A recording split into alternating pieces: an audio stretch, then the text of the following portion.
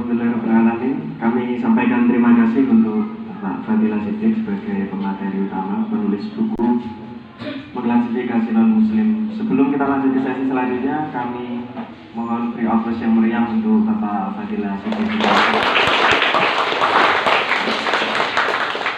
Untuk para audien masih siap ya untuk melanjutkan acaranya ya? Ya, silakan dinikmati, jangan dari panitia, cukup dengan air putih ya Pak. Ini nggak ada kopinya. Sudah ada kopinya. Untuk itu kita lanjut ke sesi selanjutnya adalah penjelasan dari narasumber pembanding Bapak Dr. Khairul Umam. Waktu dan tempat kepada beliau, silakan.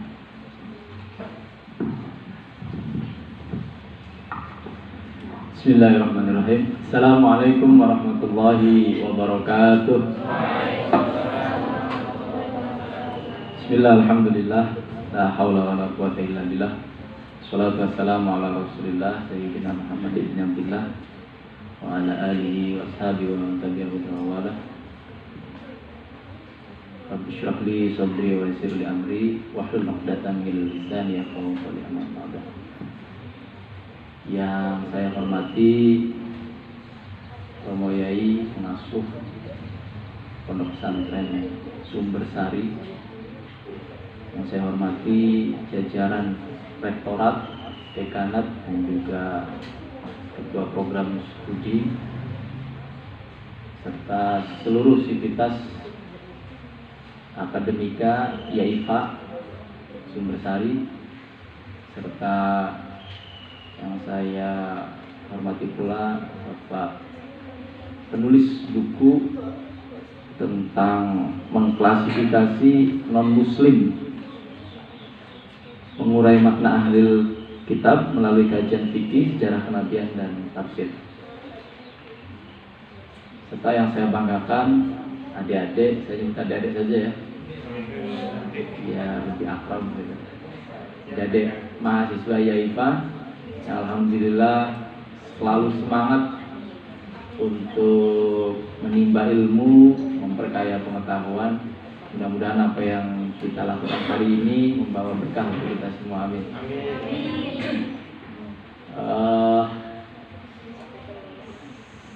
Saya sebetulnya sudah hampir 2 bulan mungkin, 2 bulan Kang Ubed ya.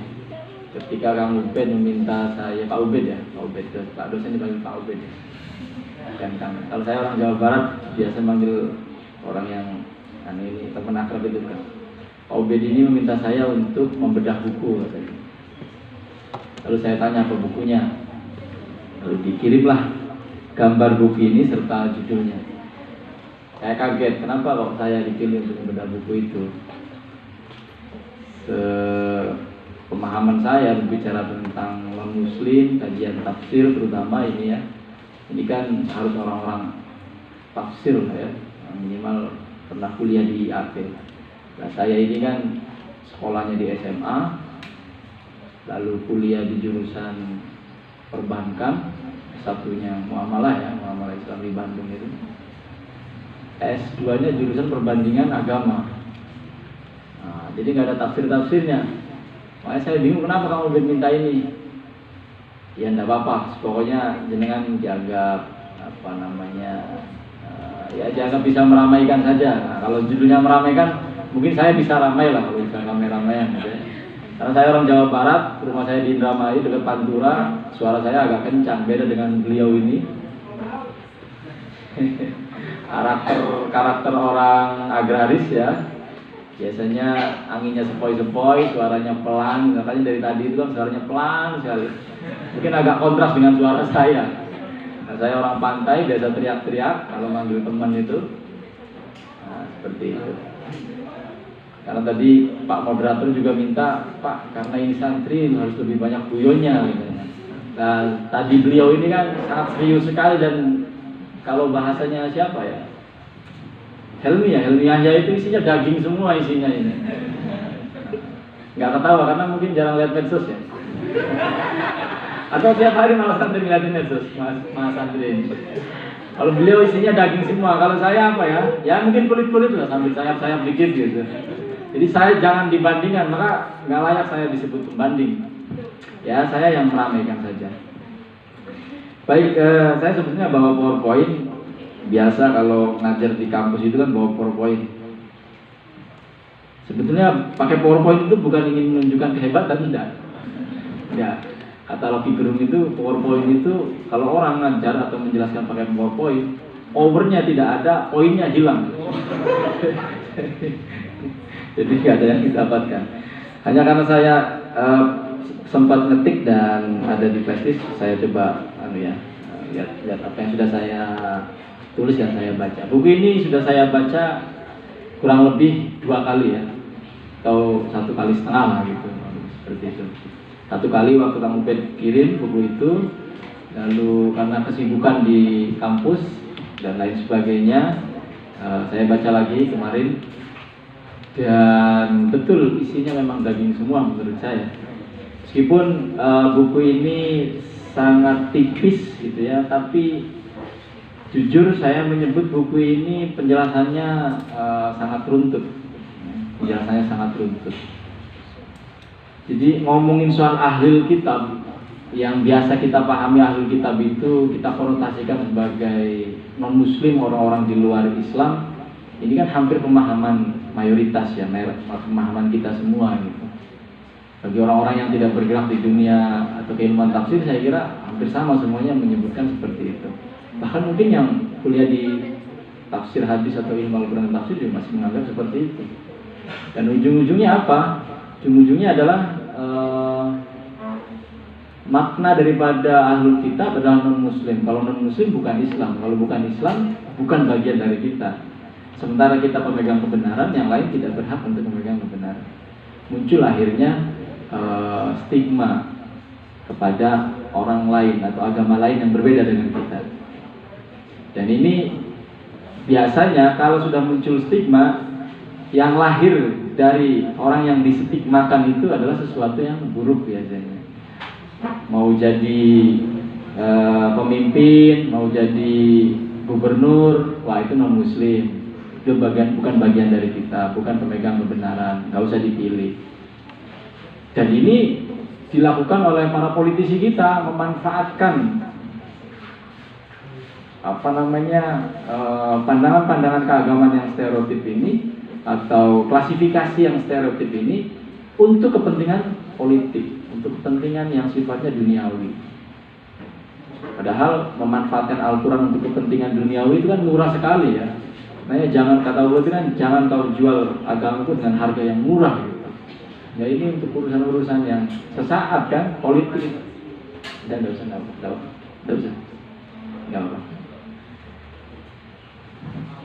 Itu ya. Itu. Jadi buku ini pembahasannya sangat runtut menurut saya, dan saya menikmati bahasanya karena mudah dicerna. Jadi adik-adik kalau pengen memahami apa itu ahlul kitab dan bagaimana ayat-ayat dalam Al-Quran menyebutkan tentang ahlul kitab, wajib beli buku ini. Harus beli ya, harus beli. Sudah tersedia? Sudah tersedia. Loh, Pak Umar kok ada promosi? Ya beda buku kan selain untuk keilmuan, juga untuk jual beli buku kan. Loh, tidak apa-apa, ilmu itu mahal loh. Pak Dila ini beliau kuliah S1, S2 itu biaya semua. Ya biaya semua ya. Biaya sendiri, hasil jual tebu dan lain sebagainya itu. Kalau saya enggak, S1 saya biaya dari orang tua, S2 dapat beasiswa, ini gratis semua kan. Ya, bukunya sangat sederhana dan mudah dipahami. Jadi teman-teman atau adik-adik, sahabat-sahabat bisa.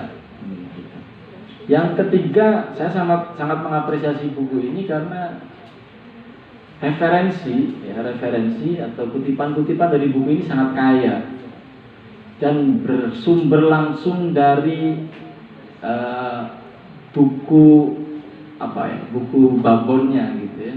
Kalau dan karena tafsir ini banyak ngambil dari kitab-kitab, referensinya dari kitab-kitab.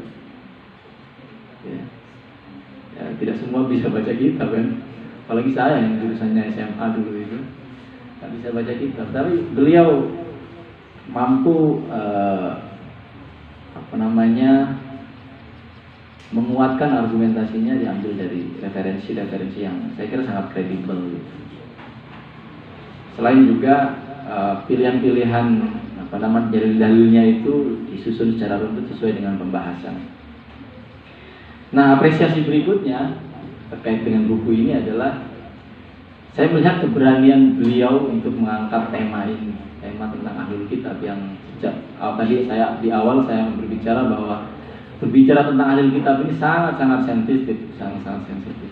Biasanya orang ramai berbicara ahlul kitab, dan kalau di Indonesia biasanya ngomonginnya tentang non-muslim, yang menyebutnya non-muslim itu ya kalau pada saat momen-momen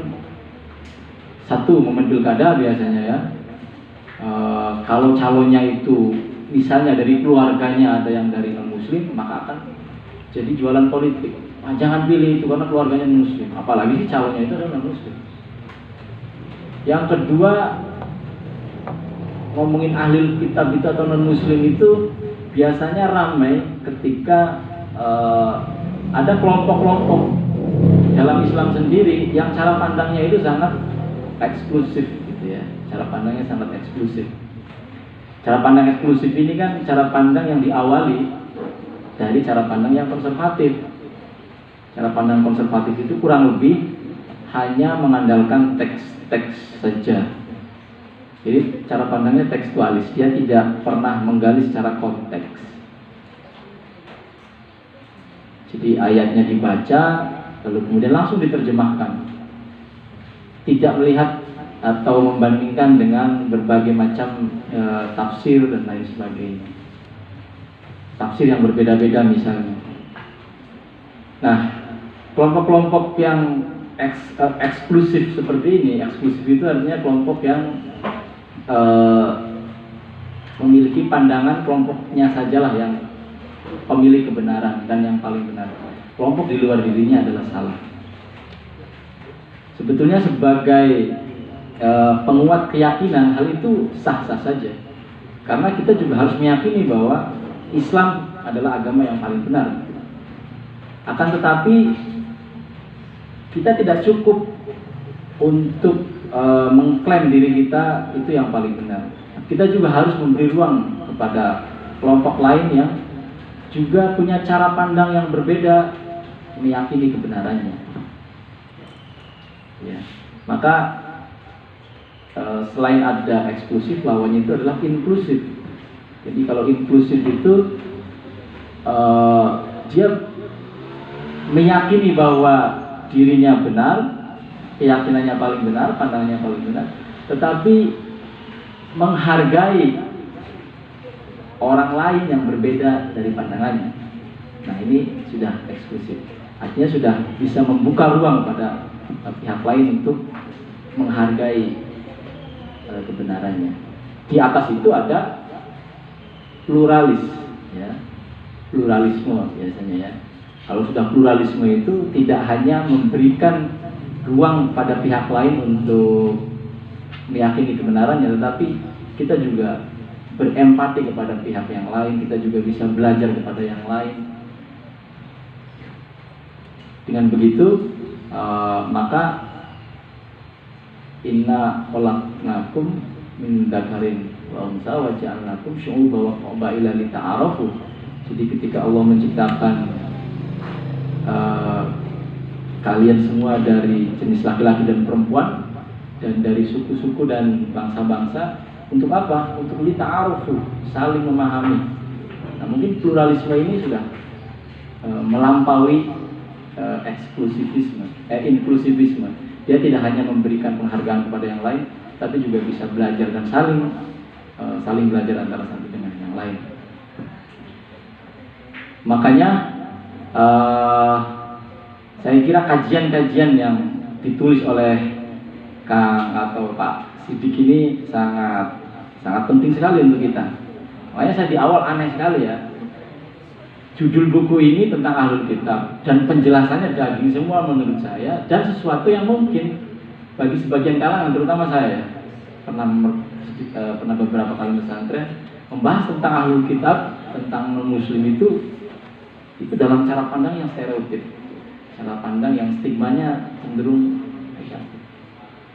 Pengalaman saya dulu waktu ikut tidur ya, saya nggak menyebut mondok gitu lah. Kalau mondok nanti nggak bisa kayak Kang Sidik kan jadi malu jadi sebutnya.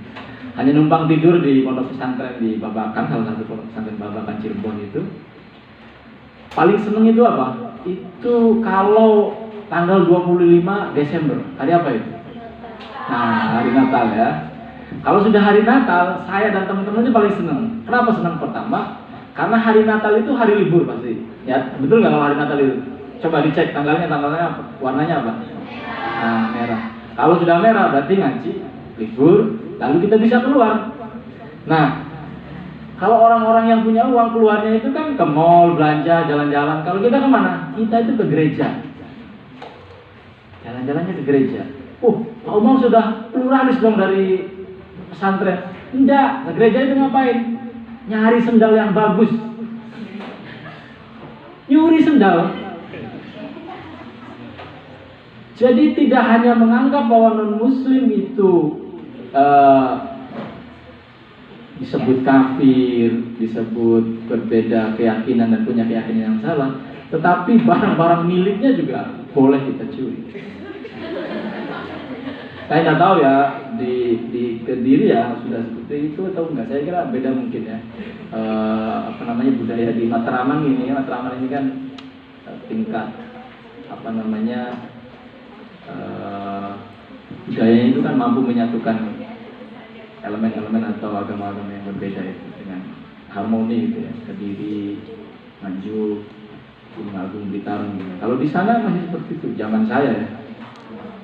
Jadi hiburan Natal itu sana. Sehingga cara pandang terhadap agama lain ini sudah sangat negatif gitu. Nah, cara pandang yang negatif ini saya kira bahaya. Kenapa bahaya? Karena orang tidak lagi melihat orang lain itu dari sisi nilai-nilai kemanusiaannya.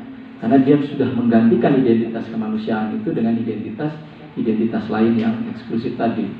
Karena agamanya berbeda, maka mereka salah. Kalau salah, mereka neraka. Kalau neraka, mereka halal darahnya. Kan seperti itu ujung-ujungnya. Fasenya itu biasanya konservatif, sangat tekstualis. Dia tidak mengkaji secara kontekstual. Kalau Kang Sidik ini kan berbicara sejarah, berarti kan sudah mengkontekstualisasikan ayat dengan sejarahnya, asbabun nuzulnya, kenapa ayat ini turun, itu kan dijelaskan. Nah, kalau sudah konservatif, lalu masuk ke eksklusif. Kalau sudah eksklusif, ini jalurnya biasanya Kang moderator ya, sudah eksklusif itu biasanya ekstremis gitu ya, sudah sangat ekstremis. Ekstremis ini kan sudah mengafirkan yang lain, sudah menganggap yang lain itu sudah salah semua pokoknya. Nanti setelah ekstrim itu ujung-ujungnya nanti bisa ke arah teroris. Nah, kalau sudah kayak gini nanti urusannya Densus 88 sudah urusannya. Tapi kalau masih konservatif, masih berbeda, mungkin agak ekstrim, ya saya kira itu hak ya, apalagi kita di negara demokrasi yang membangun membangun nilai-nilai egaliter gitu ya, membangun nilai-nilai hak asasi orang untuk beragama dengan keyakinannya masing-masing.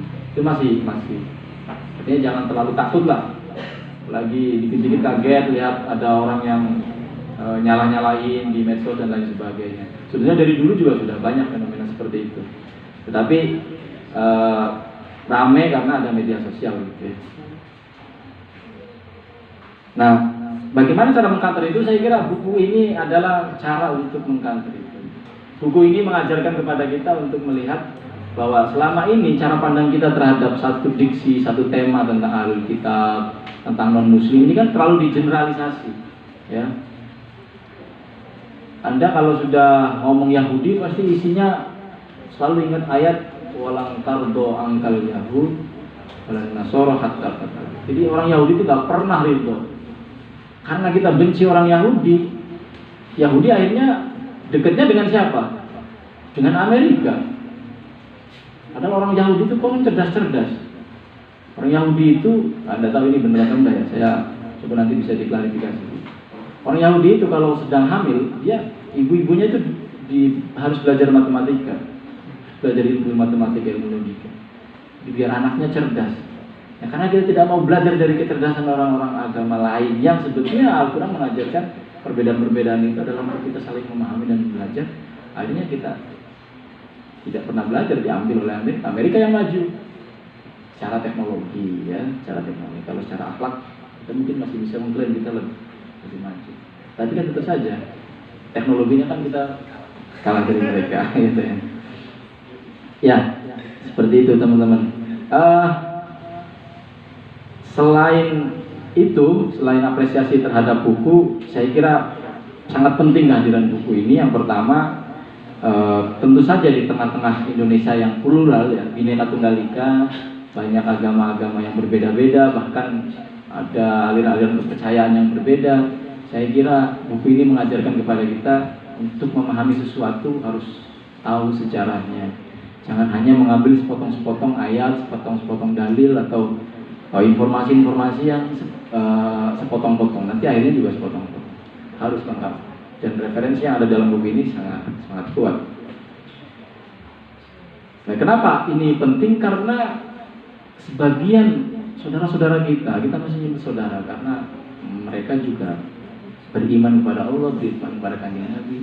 Itu masih menganggap bahwa pihak lain atau orang yang berbeda agama ini adalah orang kafir. Kalau kafir halal darahnya, kalau halal darahnya dia wajib dibunuh.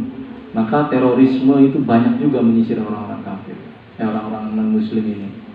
Peristiwa bom Bali misalnya, yang terakhir di mana itu di Surabaya ya, pengeboman gereja. Saya kira ini satu bentuk tahapan ketika orang sudah memahami satu ayat yang keliru. Dia harus belajar di IAIPA, dia harus belajar pada santri-santri Pondok Pesantren Sumber Sari yang dosennya sudah luar biasa, Pak Sidik ini.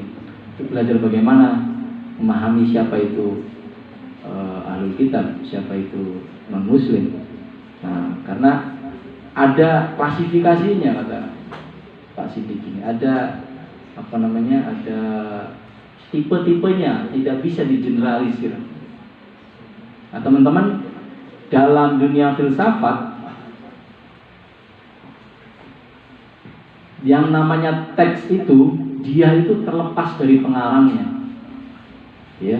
Jadi kalau ada orang nulis buku, ya, kalau orang nulis buku lalu dia buat pernyataan, antara si pengarang dengan tulisannya itu sudah terlepas, gitu. Maka yang punya kewenangan untuk mengambil alih kebenaran dari teks itu adalah pembaca. Satu contoh Al-Quran, pengarangnya Allah, ya kan? Lalu kita membaca ayat dalam Al-Quran. Ketika kita membaca ayat Al-Quran, maka kita mengambil alih makna daripada ayat itu. Tetapi untungnya di Islam, para ulama-ulama kita mentradisikan untuk mentafsirkan ayat-ayat itu, sehingga kita masih punya rujukan untuk memahami satu ayat yang dekat dengan maksud si pengarang. Masa Allah disebut si ya. Maksud pengarang maksudnya ya. Karena dia nyambung kepada Kanjeng Nabi, kan dari ulama yang membuat kitab nanti masuk ke tabi'in, lalu ke sahabat, lalu Kanjeng Nabi ya. Kanjeng Nabi ini kan juru bicaranya Gusti Allah kan gitu. Meskipun tetap saja konteksnya bisa jadi berbeda-beda antara satu penafsir dengan penafsir yang lain, ya kan? Nah, tetapi hebatnya di pesantren itu yang beda-beda itu dipelajari. Maka tradisi perbandingan di pesantren itu hidup. Kenapa pesantren mudah berdampingan dengan kelompok-kelompok yang berbeda? Karena perbedaan di pesantren itu sudah sangat biasa. Kitab fikihnya bisa bermacam-macam, beberapa bisa berbeda-beda pandangan, dan itu sudah sangat biasa sekali. Nah, pertanyaannya, kalau pandangan keagamaan, pemahaman keagamaan itu dipahami oleh orang lain yang tidak mengenyam pendidikan pesantren, tidak biasa melakukan tradisi perbandingan. Benar nggak di pesantren itu perbandingannya ada? Iya kan? Fikihnya aja teman-teman belajar dari mulai yang paling kecil apa itu? Sabina misalnya. Ya itu ya, Sabina misalnya naik lagi ke Fathul Qorib dan sampai ke yang paling tinggi gitu. Belum lagi ilmu alatnya, kitab-kitab alatnya juga tingkatan-tingkatnya. Itu pesantren sudah terbiasa itu. Tetapi saudara-saudara kita yang tidak terbiasa dengan tradisi perbandingan, belajar, wah kadang-kadang ada jargon seperti ini. Untuk memahami Islam itu harus langsung dari sumbernya, maka kita harus kembali kepada Al-Quran dan hadis, langsung pada Al-Quran dan hadis. Nah, ini itu sepertinya pendapatnya benar tapi ngawur gitu ya. Dia nggak pernah belajar filsafat, nggak pernah diajar oleh Pak Siddiq ini ya, teman-teman yang sudah pernah diajari itu. Makanya di tradisi pesantren di kita ini kan perlu guru, ya kan, perlu guru. Guru itu sangat-sangat dihormati. Jangan kan gurunya, muridnya saja, muridnya keluarganya saja itu dihormati. Ada anaknya guru lewat, kita harus tunduk sampai begitu, sampai menghormati ilmu, gitu kan. Perlu guru. Nah, guru ini kan orang-orang yang mengajarkan kita, yang pernah menulis kitab-kitab itu. Sampai kemudian kita disebut kelompok taklid gitu ya. Taklid ini kelompok yang jumud dan lain sebagainya. Mereka nggak paham. Kita ini taklid bukan dalam kerangka jumud, kita ini menghormati dan menghargai ulama-ulama yang sudah menghasilkan itu semua. Nah kalau mereka memotong ulama-ulama itu, wah, dalam bahasa Indramayu itu glog-dog itu apa? Ya glog-dog ya. Kurang ajar seperti itu. Karena 2 minggu yang lalu itu saya diundang di acara milad. Ya saya nggak menyebutkan organisasinya ya. Di luar NU lah yang jelas seperti itu. Bedah buku judulnya Teologi Pembaharuan. Jadi kelompok-kelompok pembaharu. Mereka menyebut dirinya pembaharu. Ya, anda ini bukan pembaharu, Anda ini jadul-jadul gitu. Kelompok-kelompok jadul gitu ya. Karena yang dikajinya kitab-kitab yang warnanya masih kuning-kuning kayak gitu, yang baharu itu kan kitabnya putih-putih kayak gitu. Seperti itu. Nah, mereka mengkritik bagaimana tradisi taklid, mereka mengkritik tradisi yang yang tidak melakukan tajdid dan lain sebagainya. Saya bilang, saya nggak banyak ngomong waktu itu.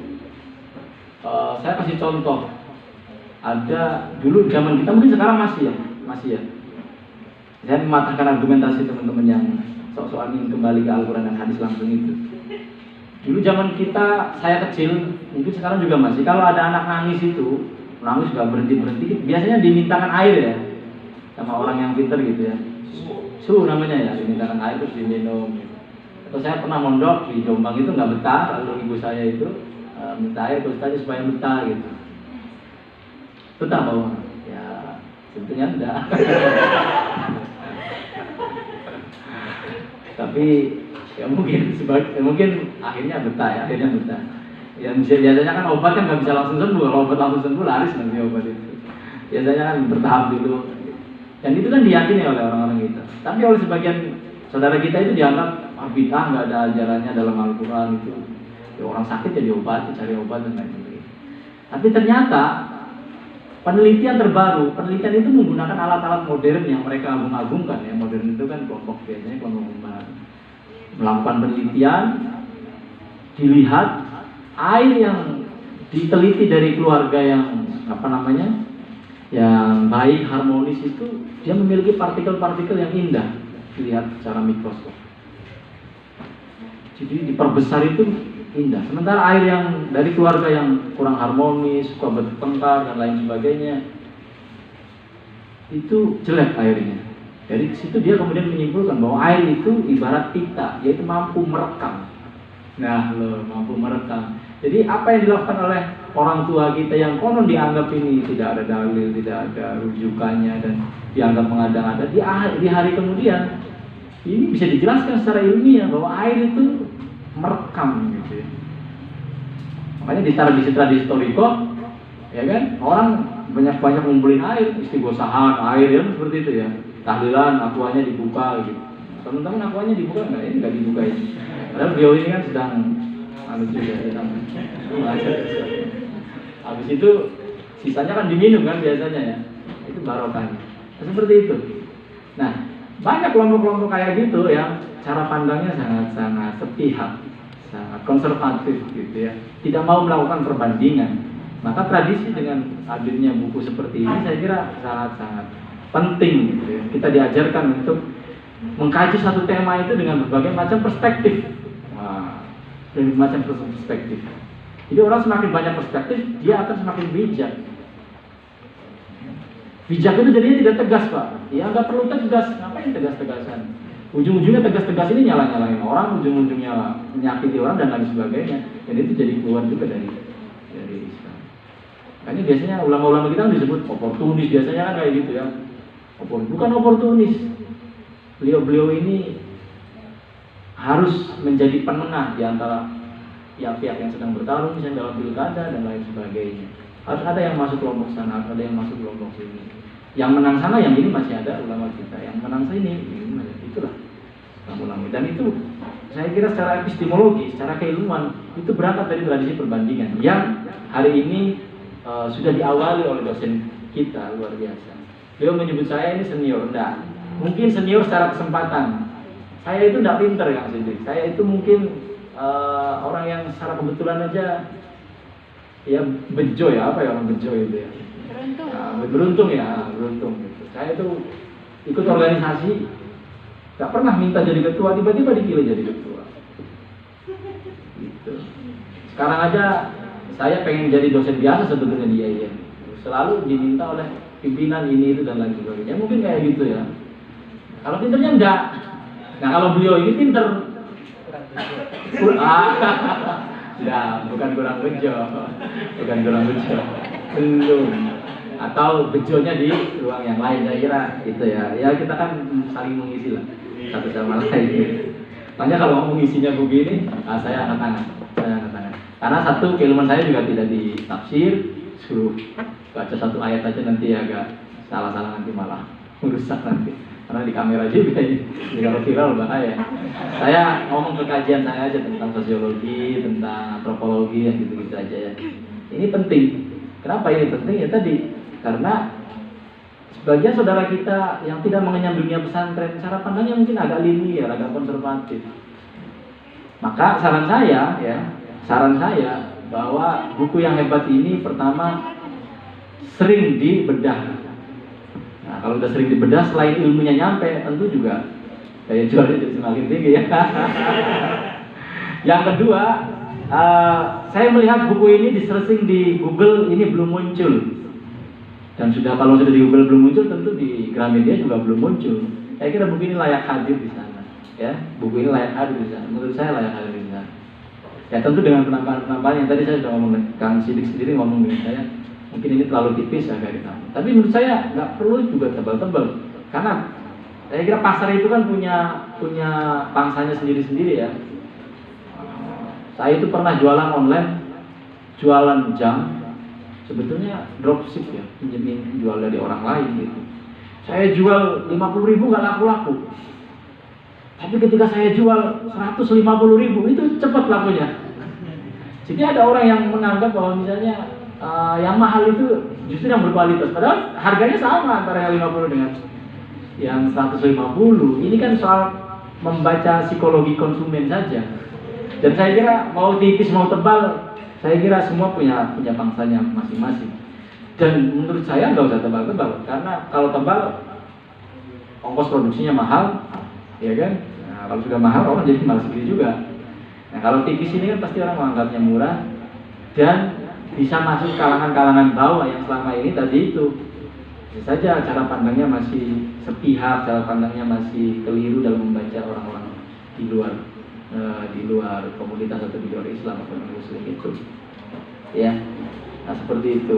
Dan yang berikutnya saran saya juga buku ini ya bisa disebarkan oleh adik-adik ini.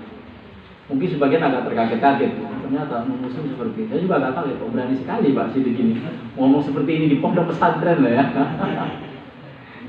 Mungkin kalau nggak di Kediri nggak berani mungkin ya. Mungkin kalau nggak di Kediri nggak berani. Tapi beliau berani dan ini membuka cara pandang baru. Jadi kita kan komunitas yang tidak alergi dengan perbedaan. Justru dengan perbedaan kita jadi banyak masukan. Oke, teman-teman, berikutnya yang namanya bedah buku kan nggak selalu semuanya mengapresiasi ya. Kalau apresiasi namanya seperti tukang obat gitu kan, jualin obat terus supaya laku. Kalau bedah buku itu ada kritiknya. Jadi kritik saya sebetulnya kritiknya bukan secara substansi ya. Mungkin sedikit-sedikit lah substansi. Karena kalau banyak juga pasti akan dicemes nanti sama orang sini. Ya tadi kritiknya saya kira buku ini perlu menggandeng juga. Coba ditawarkan. IAIFA tetap ya, karena bagaimanapun yang sidik di sini menggandeng misalnya penerbit yang sudah levelnya nasional, misalnya Mizan gitu, atau LKIS lah misalnya yang masih satu komunitas. Coba aja bisa. Kamu punya jaringan ya LKIS. Dulu sering jualan buku ini, semuanya dia cerdas itu. Berikutnya soal isi ya, saya kira saya sedikit saja, nggak tahu betul atau tidak. Ini yang namanya buku ini kan, apalagi ini hasil tesis ya, harus melihat dari berbagai sisi, melihat pandangan satu tema gitu ya. Jadi kan ada kajian fikih gitu. Biasanya kajian fikih ini kan pertama dia cenderung sangat tekstualis, dan biasanya sangat memungkinkan banyaknya kontroversi, biasanya kayak gitu. Artinya banyak pendapat-pendapat yang berbeda. Nah, saya yang kurang baca gitu, apa kurang teliti, belum melihat di sana misalnya ada pandangan kelompok lain yang misalnya konservatif ya,